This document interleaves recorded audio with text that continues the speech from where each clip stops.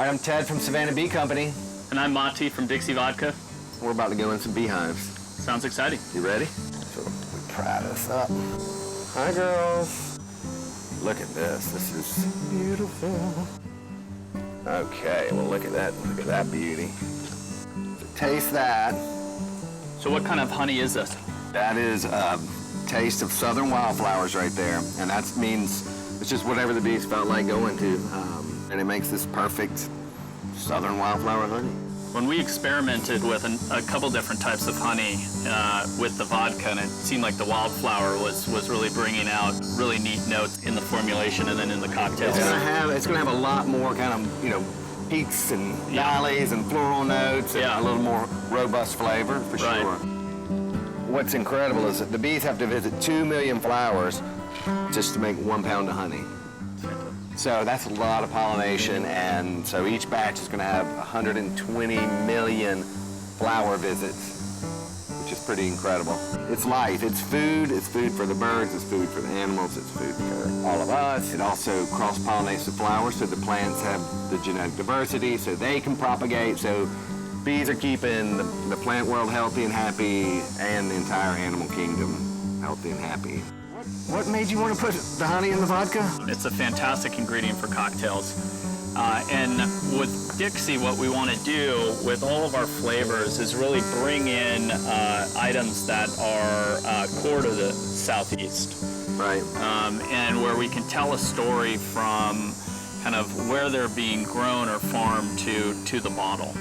And clear with the honey and sourcing it from the region, plus the story of the bees and how critical the bees are to everyone's lives here in the South, combined with the fact that, you know, it just tastes great. What's really neat about this project is it really aligns with our broader mission and our membership in 1% for the Planet. So we donate a portion of our sales each year to different nonprofits that have a connection to the planet and maintaining a healthy and vibrant planet. And so the bees, obviously, the critical piece of that. And then with the Bee Cause being in Charleston, it was a great union of what we're doing with 1%, and then something specifically around Wildflower Honey Project. To me, like, education and awareness is the most powerful way to make change. And so we started the Bee Cause Project in a school in Charleston,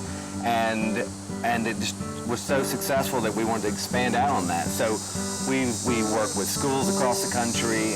We also work with businesses and local museums, and you'd be surprised at the different places where we have these educational beehives. And then once people learn about bees, they understand them, then they can't help but love them, and then they're going to protect them.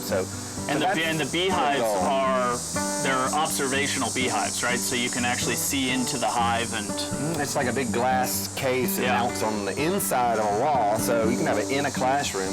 The bees come and go through a tube, and you get to see them building comb and bringing in pollen and nectar and doing this little waggle dance, like I can see a couple doing here, teaching the other bees where to find flowers. Look for the queen. It's great, we have them outside in Middleton Place in Charleston, and that's a great educational and historical site. There's a lot of tie-in with Charleston. We're excited, as you know, with Dixie, to be able to find really interesting projects with the Bee Cause and help spread the message. It's a nice kind of local collaboration that is what we look to do. Well, thank you for taking us through this hive. It's fascinating. And I think it is still for me. Now it might be time for a cocktail or two with the Dixie Wildflower. What do you think? Yeah. All right, fantastic. All right.